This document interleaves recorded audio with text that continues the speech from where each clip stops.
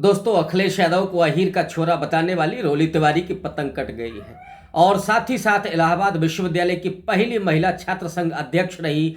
ऋचा सिंह को भी समाजवादी पार्टी से बाहर का दरवाजा दिखा दिया गया है। तो क्या अखिलेश यादव ने अब सामाजिक न्याय की पिच पर खुलकर खेलने का मन बना लिया है?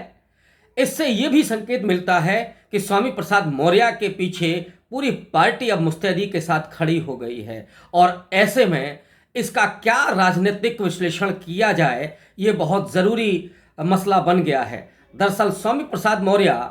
एक लंबे समय से और खास करके बिहार के शिक्षा मंत्री प्रोफेसर चंद्रशेखर के उस बयान के बाद जिसमें उन्होंने रामचरितमानस पर हमला करते हुए उस ग्रंथ को शूद्र विरोधी, महिला विरोधी करार दिया था, स्वामी प्रसाद मौर्य ने भी इसी आवाज को आगे बढ़ाते हुए उन तमाम चौपाइयों को प्रतिबंधित करने की मांग कर डाली है जिनमें कहा गया है जे वर्णाधम तेली कुम्हारा स्वपच किरात कोल कलवारा। इसी तरह से एक अर्धाली में जिसमें शूद्रों और महिलाओं को प्रताड़ित करने के लिए कहा गया है, ढोल गंवार शूद्र पशु नारी सकल ताड़ना के अधिकारी। ऐसी ही कई चौपाइयों को स्वामी प्रसाद मौर्य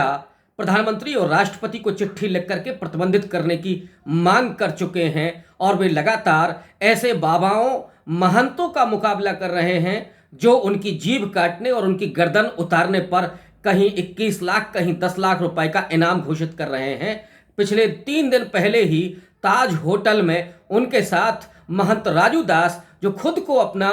चमार बिरादरी का बताते हैं और वैसे भी वो मालाधारी बाबा हैं। मैं जानता हूं कि बाबाओं में भी इस हिंदुस्तान में 2 जातियां हैं, मालाधारी और सूताधारी। सूताधारी वे बाबा होते हैं जो द्विज जातियों से आते हैं और मालाधारी वे हैं जो गैर द्विज हैं। और इनकी सच्चाई ये है कि इन्हें मालाधारी बाबाओं के चौके में भी नहीं घुसने दिया जाता है। लेकिन भारतीय जनता पार्टी और संघ इस मसले पर समाजवादी पार्टी के आगे घुटने टेक चुकी है और इसीलिए उसने इन बाबाओं और महंतों को आगे किया है और उसमें भी चुन करके जो दलित और ओबीसी समाज से आते हैं ऐसे बाबाओं को लगाया गया है स्वामी प्रसाद मौर्य का और अखिलेश यादव का मुकाबला करने के लिए। लेकिन दोस्तों, जिस तरह से स्वामी प्रसाद मौर्य के पीछे समाजवादी पार्टी और अखिलेश यादव खड़े हो गए हैं, उससे ये लगता है कि अखिलेश यादव और समाजवादी पार्टी अब इस मुद्दे पर झुकेगी नहीं और आगे चल करके वो जातिगत जनगणना के सवाल को भी उठाएंगे। तो ऐसे में ये सवाल पूछा जाना चाहिए कि इसके राजनीतिक मायने क्या हैं। दोस्तों, उत्तर प्रदेश और बिहार में जिस तरह से सामाजिक न्याय की दूसरी राजनीतिक पारी शुरू हो रही है, उसमें 2 मुद्दे खास करके आ रहे हैं। पहला है आत्मसम्मान का, स्वाभिमान का मुद्दा और दूसरा है अधिकारों का मुद्दा। और इसीलिए आत्मसम्मान और स्वाभिमान के मसले पर चाहे वो प्रोफेसर चंद्रशेखर हो या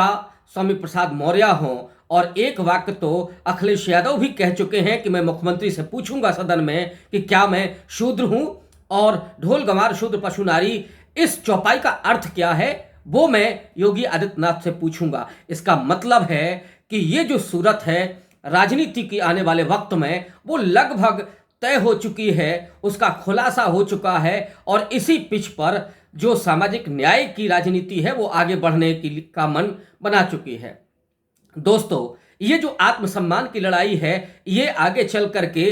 अधिकार की लड़ाई में भी तब्दील होने वाली है। अधिकार की लड़ाई के साथ जुड़ेगी जब वो जातिगत जनगणना की मांग करेंगे। और जातिगत जनगणना की मांग इसलिए क्योंकि कभी मानवर कांशीराम साहब ने कहा था, जिसकी जितनी संख्या भारी उसकी इतनी भागीदारी। और अभी क्या हो रहा है, हम सब ने देखा कि लोकसभा चुनाव 2019 के ठीक पहले मोदी सरकार ने असंवैधानिक तरीके से 10% सवर्णों को आरक्षण दे दिया और सुप्रीम कोर्ट ने भी उस पर मोहर लगा दी। ऐसे में जब ये आरक्षण की सीमा 50% को क्रॉस कर गई है, तो अब तो जो अति पिछड़ी जातियां हैं, जो कहीं ना कहीं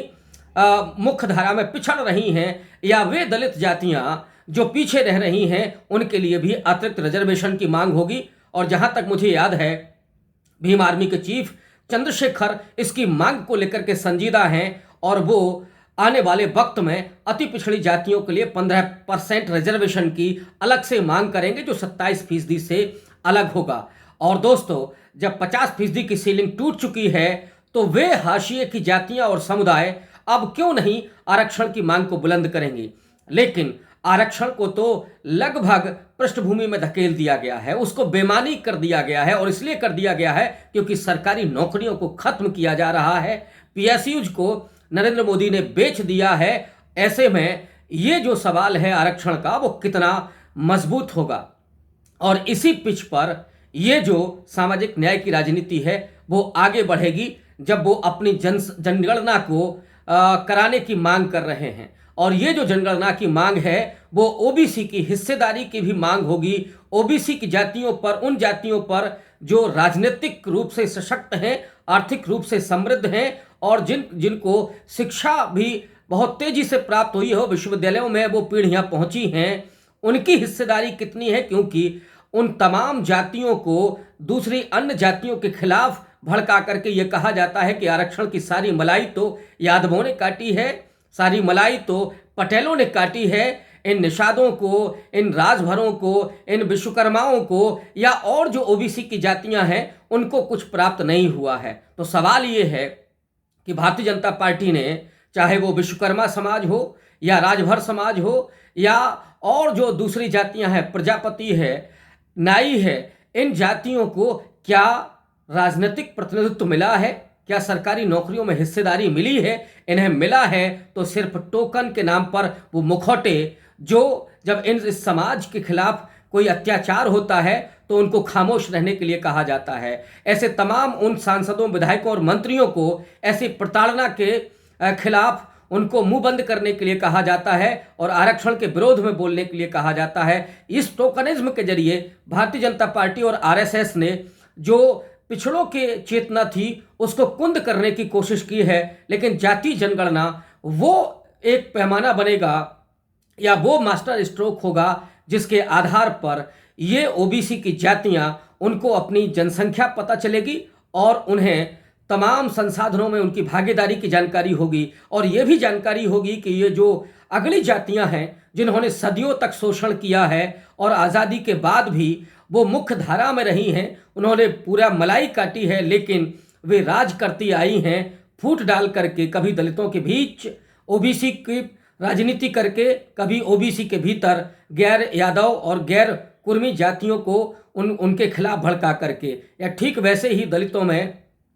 गैर जाटवों को जाटों के खिलाफ भड़का करके, या जब सरकार में ये लोग रहे हैं उस समय पीछे से उन्होंने ऐसी नीतियां बनवाई हैं जिससे समाजवादी पार्टी दलितों की विरोधी साबित हो और बीएसपी पिछड़ों की विरोधी साबित हो। इस तरह के जो कारनामे हुए हैं, इस तरह की जो नीतियां बनी हैं, उसने इस पूरे हिंदुत्व की राजनीति को मौका दिया है। लेकिन मुझे लगता है कि अब तस्वीर बहुत कुछ साफ होती हुई दिख रही है, जिसमें चाहे नीतीश कुमार हो या लालू प्रसाद यादव के बेटे तेजस्वी यादव हों, अखिलेश यादव हों या मायावती हों, वो जिस पिच पर अब इस समय खेल रहे हैं, और उसमें अखिलेश यादव ने तो स्वामी प्रसाद मौर्य का साथ देख करके बिल्कुल स्पष्ट कर दिया है कि ये जो लड़ाई है वो सम्मान और स्वाभिमान की है और अगली पारी अधिकारों की है। तो सम्मान और अधिकार की ये जो सामाजिक न्याय की राजनीति है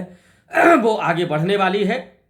और यही असली हिंदुत्व की काट होगी। क्योंकि हम लोग जानते हैं कि हिंदुत्व का अगर कोई काउंटर जो एलिमेंट है, कोई काउंटर नैरेटिव है, तो वो सिर्फ और सिर्फ सोशल जस्टिस की पॉलिटिक्स है। और ये पुराना फॉर्मूला है जब मंडल के बरक्स कमंडल को खड़ा करके उस पूरे सामाजिक न्याय की राजनीति को खत्म करने की साजिश की गई थी। लेकिन उसी समय जो नारा लगा था जब कांशीराम साहब और मुलायम सिंह जी मिले थे कि मुलायम कांशीराम हवा में उड़ गए जय श्री राम, तो क्या इस बार भी 2024 की पिच पर जब राम मंदिर की तैयारी करके उस दलितों और पिछड़ों में एक आस्था और जो भावनात्मक धार्मिकता है उसको पैदा करके जो ये पिच तैयार की जाएगी, उसमें जातीय जनगणना और आत्मसम्मान के सवाल को उठाकर इस हिंदुत्व की राजनीति में छेद करने के लिए, बल्कि उसको एक तरह से वस्त करने के लिए ये जो राजनीतिक दल हैं उन्होंने तैयारी कर ली है। और इसी के रूप में स्वामी प्रसाद मौर्य और उनके पीछे खड़े हुए अखिलेश यादव दिखाई पड़ रहे हैं, और इसीलिए उन दो नेत्रियों को निकाल करके बाहर किया गया है जो लगातार अखिलेश यादव और स्वामी प्रसाद मौर्य पर हमले कर रहे थे। बहुत बहुत शुक्रिया।